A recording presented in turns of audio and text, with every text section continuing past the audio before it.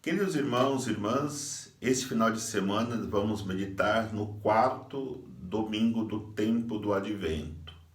Já estamos próximos do Natal e o nosso coração já deve estar preparado para acolher Jesus na manjedoura que nós preparamos no tempo do Advento em nossos corações. Esse final de semana a igreja vai nos falar, através da liturgia da palavra, dos guardiões da esperança.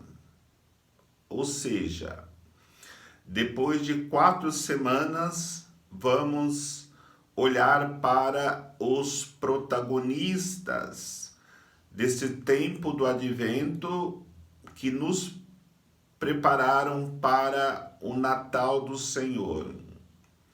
E podemos até dizer que o primeiro protagonista do Natal não é uma pessoa, mas é uma virtude, a esperança. Durante todo o tempo do Advento, a esperança nos acompanhou. E é interessante que nós percebemos na nossa própria vida que a esperança ela tem que ser muito bem cuidada. É como se fosse uma criança frágil. Se nós não cuidarmos, nós poderemos perdê-la. Uma palavra, uma situação difícil que nós passamos, uma decepção, e lá se vai a esperança embora. Por isso, precisamos cuidar bem da esperança, como estivéssemos cuidando de uma criança recém-nascida, para não perdê-la. E aí nós temos as pessoas que são protagonistas deste tempo do Advento. Olhando e refletindo a primeira leitura, nós já encontramos o primeiro protagonista. O rei de Israel estava desanimado, estava decepcionado, já tinha perdido a esperança e fez o firme propósito de fazer aliança com o inimigo, os assírios. É a primeira tentação que nós temos quando perdemos a esperança de fazermos aliança com os inimigos de Deus e nossos inimigos, como por exemplo, buscar uma religião que não tem Deus para poder resolver as nossas situações, nos aliarmos aos inimigos. Foi isso que o rei de Israel queria fazer. Aí é que surge o guardião da esperança, o profeta Isaías. Diz para Acabe: olha, não faça aliança com o inimigo. Pede um sinal para Deus, que Deus vai te dar uma resposta para que você possa vencer essa situação difícil. Mas só que o rei estava tão decepcionado, estava tão cheio de desesperança, que ele não quis ouvir o profeta, ele não quis ouvir o guardião da esperança, e disse: já estou resolvido, irei fazer aliança com os assírios, porque eles são fortes e poderão ajudar Israel. Então, o guardião da esperança é aquele que nunca desiste, é aquele que persiste e vai dizer para o rei: olha, uma virgem dará luz e nascerá um menino. É claro que o profeta Isaías diz é uma profecia que iria se realizar, mas de fato a mulher do rei, uma jovem, teve um filho chamado Ezequias. Ezequias se tornaria rei de Israel em substituição ao seu pai. No entanto, a profecia do guardião da esperança era muito mais profunda, porque Ezequias foi um rei, mas não foi um rei Deus conosco.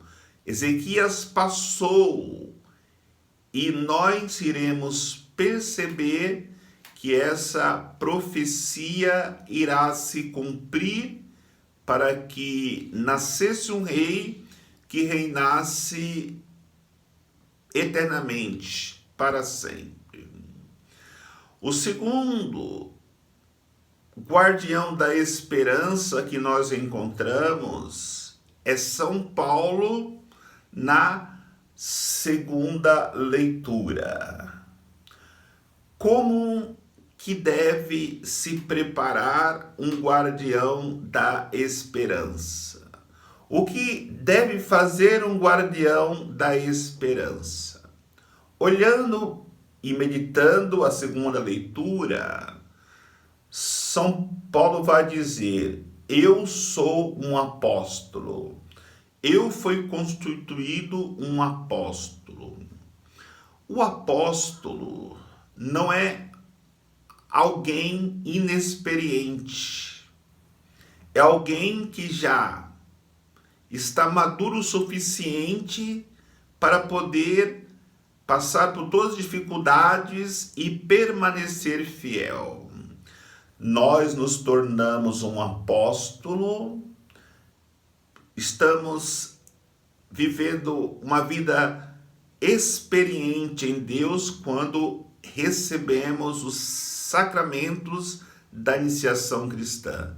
O batismo, a Eucaristia, e aí recebemos depois o crisma, que chamamos confirmação. O que quer dizer confirmação?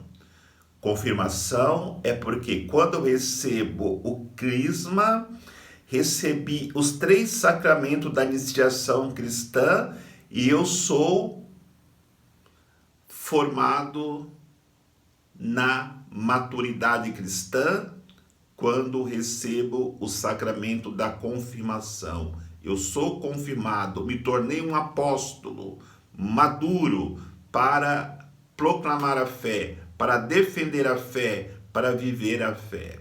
Então, este é o caminho do guardião da esperança. A segunda realidade que deve ter no guardião da esperança é aquilo que São Paulo diz: eu sou servo. O guardião da esperança está aí para servir. Ele é um servidor do reino de Deus e, consequentemente, um servidor das necessidades dos irmãos. Por isso, o apóstolo, ele se coloca a serviço e vai até as últimas consequências, nem que seja para dar a sua própria vida em favor do irmão que está precisando ser servido e assim ser ajudado a encontrar o caminho da salvação. E ainda, o guardião da esperança é o arauto, aquele que onde vai anuncia o evangelho da salvação. Por isso, o arauto tem sempre na ponta da língua a palavra de Deus, a palavra do evangelho, a palavra do verbo encarnado. E temos que vivermos essa realidade de guardião, e só seremos guardiões da esperança quando nos tornarmos apóstolos, quando nos tornarmos servidores e quando nos tornarmos pessoas que anunciam como arautos a salvação que chegou no Natal na pessoa de Jesus Cristo. E no Evangelho nós encontramos o outro arauto, São José.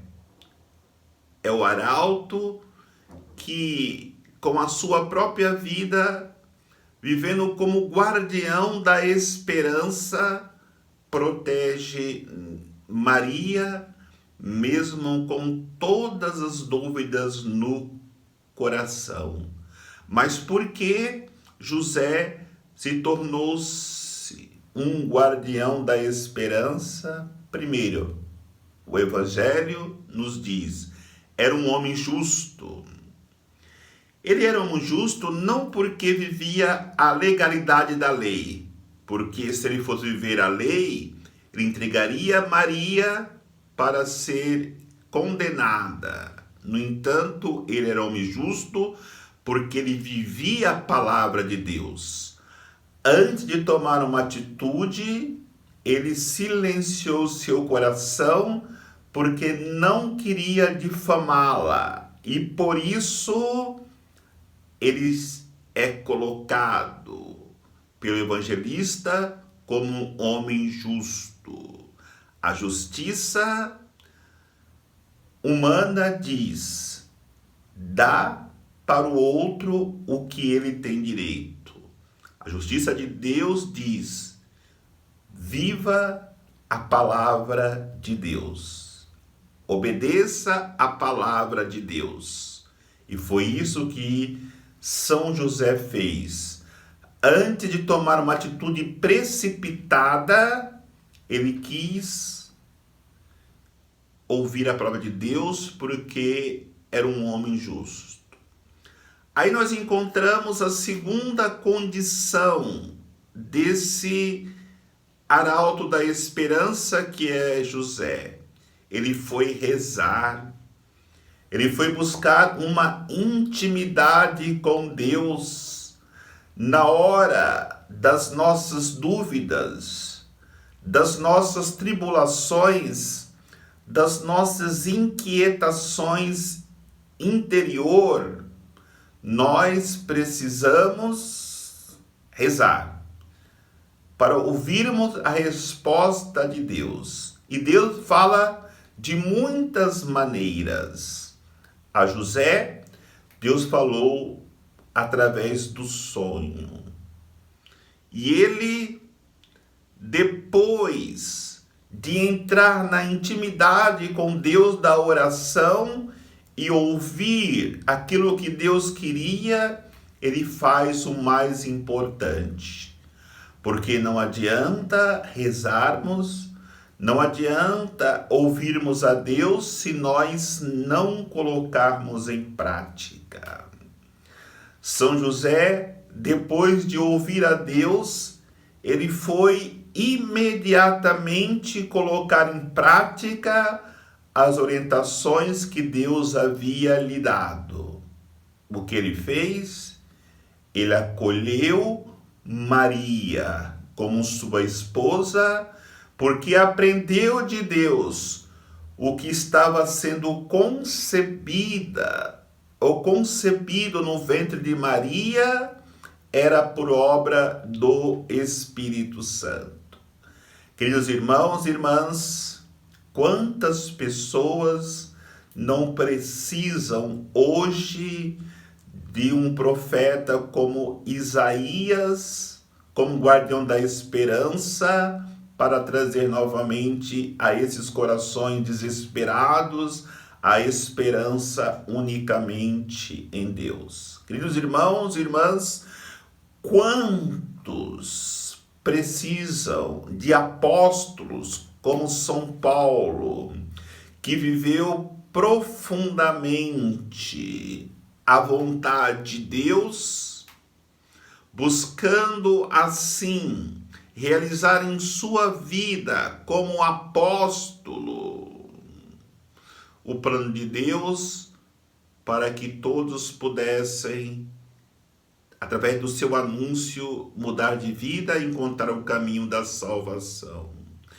O mundo precisa de patriarca como São José para ter a coragem de viver a justiça na oração, na intimidade com Deus e colocar em prática a verdade para que a salvação chegue a todos os corações. Queridos irmãos, que possamos viver um bom fim de tempo do Advento e preparar o nosso coração para o Natal, para que de fato Jesus nasça em nossos corações. Que o Senhor nos abençoe, em nome do Pai, do Filho e do Espírito Santo. Amém.